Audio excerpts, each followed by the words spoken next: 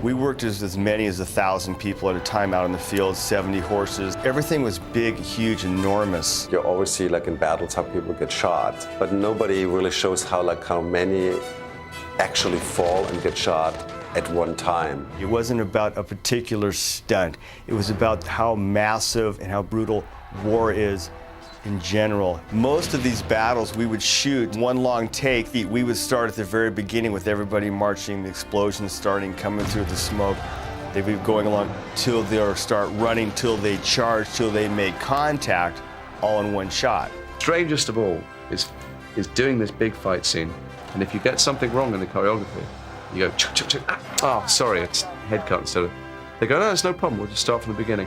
Can we send those 500 horses over the hill and put that building up and replant those 40 bombs? No, it's fine. Don't worry. It'll just be 3 or 4 hours. You sit in your trailer. At that time, the main weapon, in open warfare was like the musket with the bayonet. Bayonet charge. We'll see who takes the glory from this field. The Americans were very, very afraid of the English, especially of their accuracy and of their way how they use bayonets, which are really razor sharp, and a group of couple hundred people running at you with these bayonets ahead of you, like spears. This was really, really gruesome, and it meant when you got hit by a bayonet and have a deep wound, you pretty much died. We had phony bayonets, rubber ones. Ready, team, go! But to get in close for the detail work, Flashing down this way, step back and jab. where you really see the glint of the hard metal, we had to use real ones.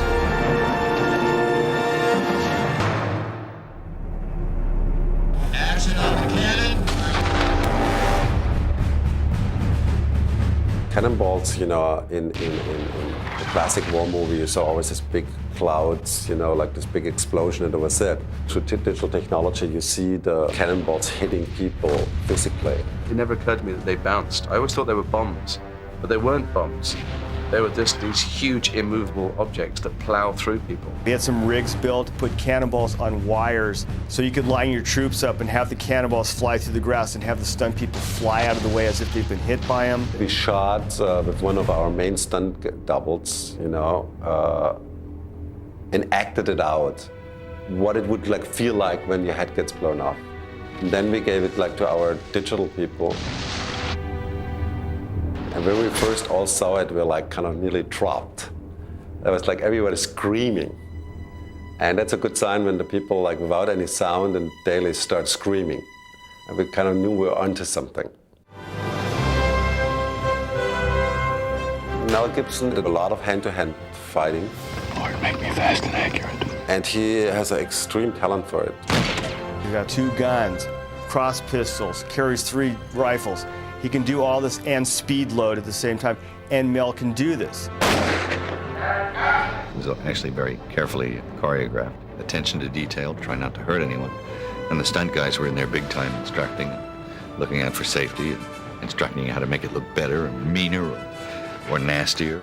He carried a tomahawk around with him for days, weeks, months. We gave him a rubber one, so he always had something in his hand. I got pretty good at it after a while, but you can walk away from an object, throw the damn thing and make it stick. It's really just about eyeballing the distance.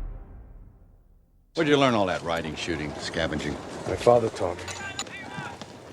Teach you any humility? He tried, it didn't take. Heath's ledger is very similar to Mel. He has an athletic kind of quality to him.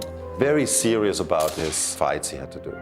You don't have time to be scared when you're filming a battle scene.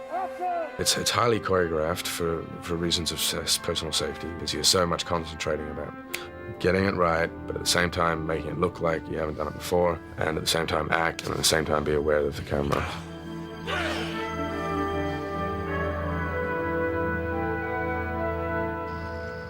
Before this war's over, I'm going to kill you.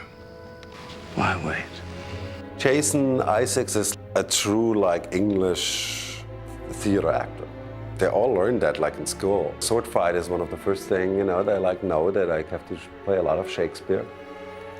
So they're very kind of good at that kind of stuff. The hardest thing was handling the horse, to try and stay on camera and to try and stay, in the right focus line around some of the explosions. My big fights with Mel, we choreographed very early and we worked on them every day for months. You know, the adrenaline was flowing. We were like kids fighting on the beach.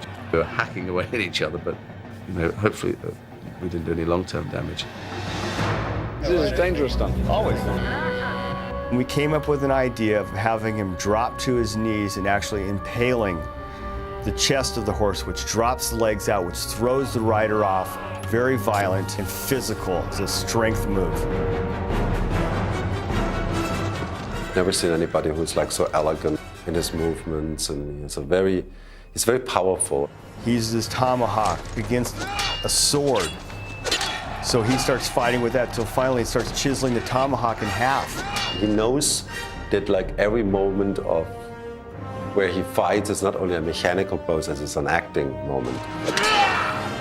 We actually get to see the sword make contact, and then it retracts itself inside, and it's all about how the body reacts to it. If the man reacts to it and you see it in his face, body makes certain motions, and you add blood and sweat and smoke and all these really cool little elements to it, it becomes real. The English, because they were trained soldiers, had a big advantage against the Americans, which was pretty much a group of farmers. Only out of despair and out of like, because they were the underdog, where they had like kind of come up with new ideas. We're militia. This is not regular army. That was their deal. They used to drop back and not be a target for anybody and then fire back when they could. Sneakier sort of guerrilla war tactics. You know, this is not the conduct of a gentleman. If the conduct of your officers is the measure of a gentleman, I'll take that as a compliment. The Continentals, the Patriots, so to speak, were fighting for a reason. They had passion. They had fire in their bellies. They had a reason to win, and they won an impossible battle because of that. And that was like kind of the birds of freedom, and you saw it in the battles, and you saw it in a way, you know, how they fought.